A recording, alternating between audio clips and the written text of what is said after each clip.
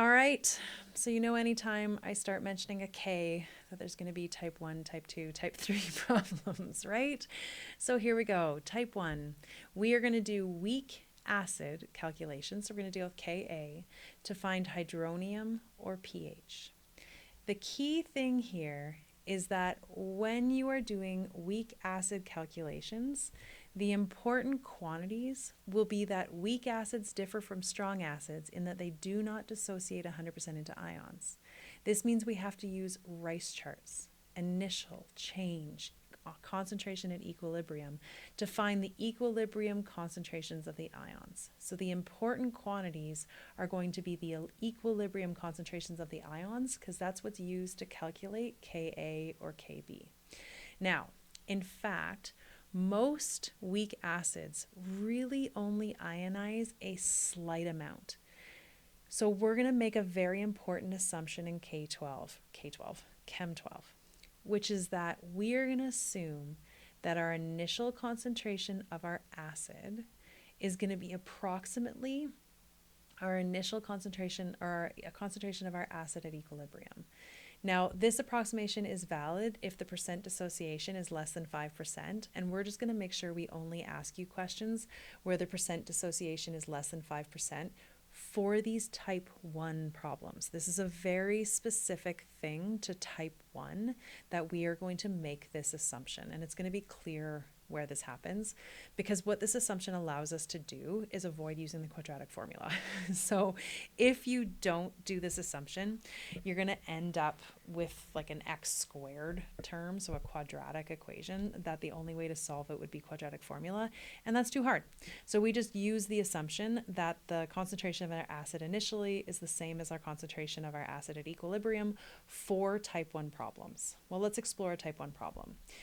Given the concentration of our acid and our Ka value, we are going to find the hydronium concentration, or pH. And the key thing is that you can only find the concentrate or the pH or the concentration of hydronium after everything's happened. So we're going to make sure that we are at equilibrium. Okay, so this is going to be always at equilibrium. What they're going to give you is the concentration of your acid. So this is going to be a weak acid, and this is going to be an initial concentration. And our question will be, okay, so if this is your concentration of your acid originally, because it doesn't dissociate 100%, how much does it dissociate? Well, what do I mean by dissociate? Let's see, what is acetic acid? And if you don't know acetic acid, right, you go to your information booklet, you look up acetic acid, and acetic acid is 𝐻3𝑂OH. And we can use the simplified equation for this weak acid, because it's a weak acid, not a weak base. Okay, so we don't have to put this in water if we don't want to. So I'm going to say that this dissociates and it produces a hydrogen ion, and then I believe 𝐻3𝑂 minus, wasn't it? Yeah. So it loses the hydrogen off the end. Got too many things open. And we end up with 𝐻3𝑂O minus. So this is the dissociation equation for this weak acid. So it's dissociating into its ions. Now the next thing we're going to do is set up my Rice table. RICE.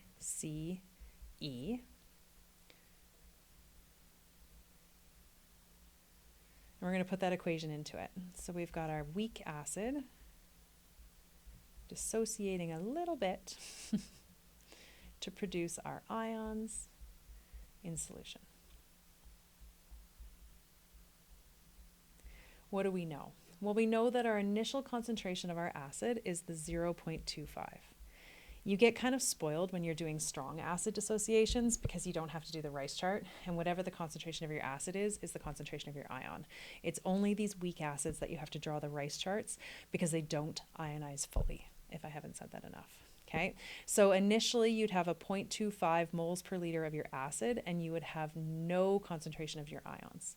Then what's going to happen is that we're going to allow it to dissociate. So this is going to go down by 1x, and both of these are going to go up by x.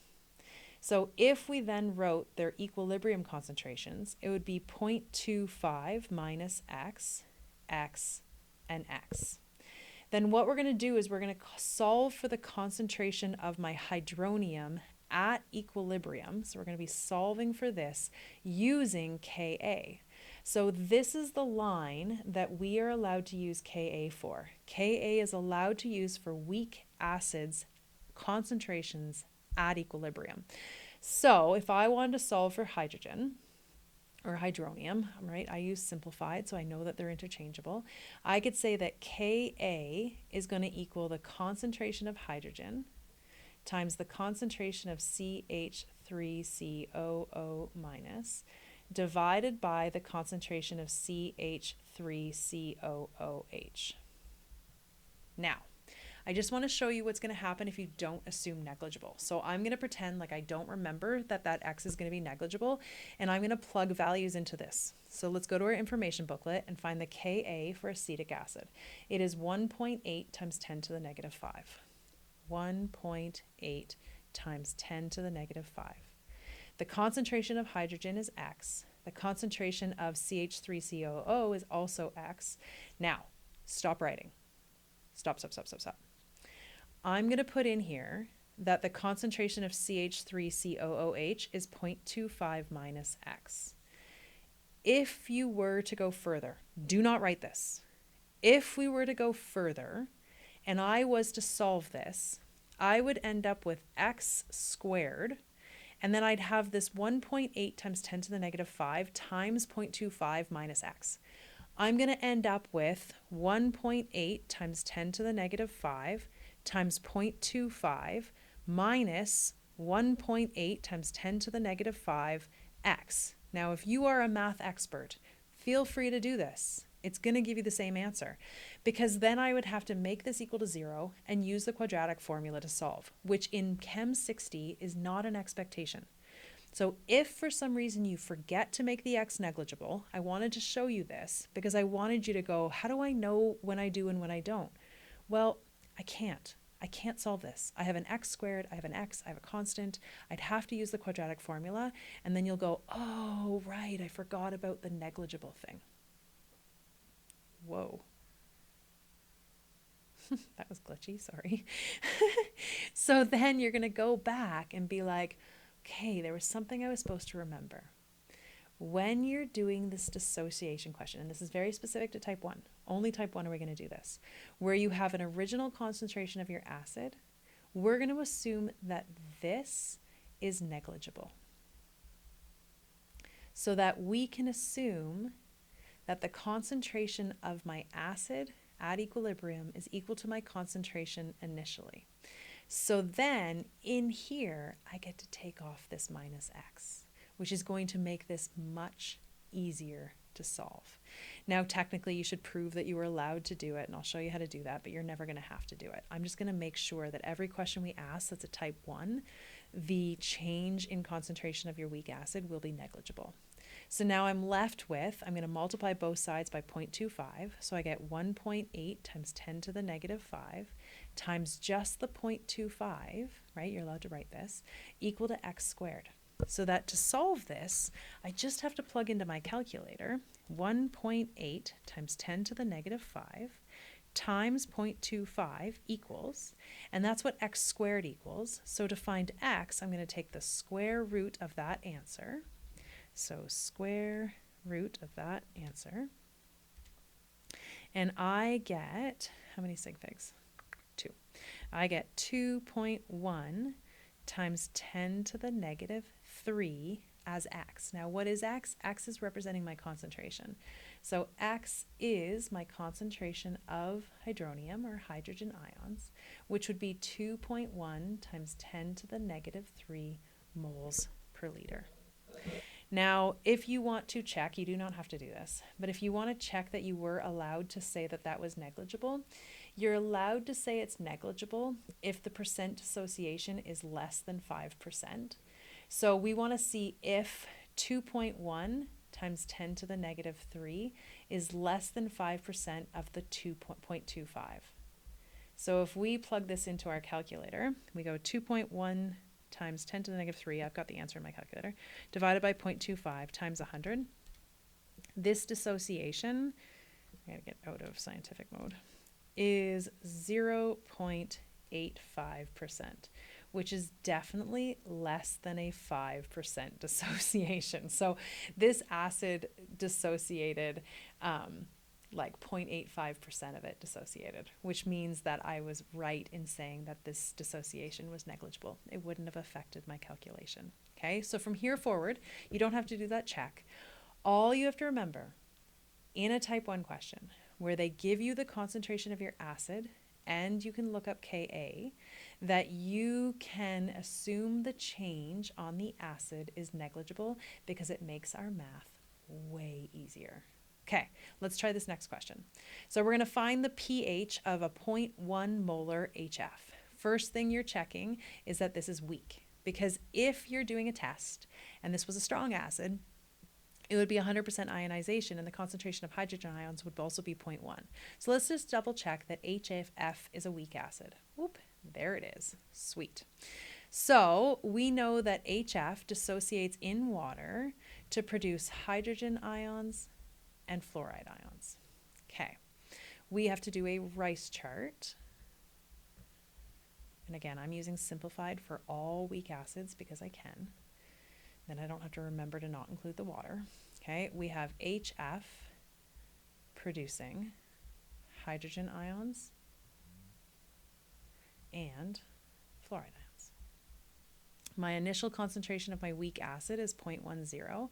I'm going to assume this is negligible so that I can say the concentration of HF at equilibrium will be approximately 0.10. So what that means is if I took the concentration that was changing and I subtracted it from that, you wouldn't even notice a difference. That would be a good way of explaining it, actually. If you think back to this guy, if you didn't really know what I was talking about, if you take the 0.25 and you subtract x, being 2.1 times 10 to the negative 3, you get 0.2479, which would round to 0.25, right? It had a negligible effect on my concentration because that rounds to 0.25 if I was talking about 2 sig figs. So that's what we're talking about. So it does decrease in concentration, just not significantly.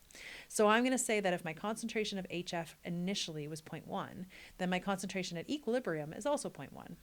My original concentration of the ions is 0, and then they are going to increase by x for each of them. So my concentration at equilibrium will be x and x. Because I'm using equilibrium, I can use Ka. So I'm going to say that Ka for this weak acid is the concentration of hydrogen times the concentration of fluoride divided by the concentration of hydrofluoric acid.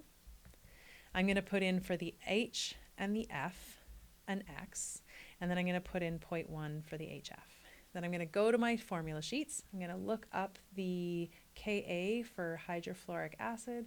It's 3.5 times 10 to the negative 4. And then I'm simply going to go 3.5 times 10 to the negative 4 times 0.1. And that gives me x squared. Oh, I guess I could write that in scientific notation, couldn't I? Right? Times that by 0.1, I get 3.5 times 10 to the negative 5. So then if I wanted to find x, you are simply taking the square root of that answer. So the square root I just turned off my calculator.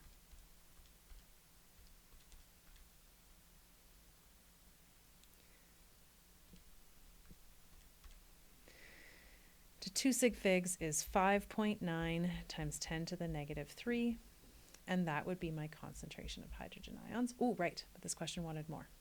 So this last question, all it wanted to know was my hydronium ion or my hydrogen ion concentration, but this one, it wants me to go further and it wants me to find pH. So I'm going to say that pH is equal to the negative log of that concentration, ... I'm not using a rounded answer. And I would get negative log 2 sig figs, so 2 decimal places, so 2.23 would be my pH. Awesome. Okay, so that is your type 1 questions. Just making sure we're at the end. Yeah, and we get to move on to type 2.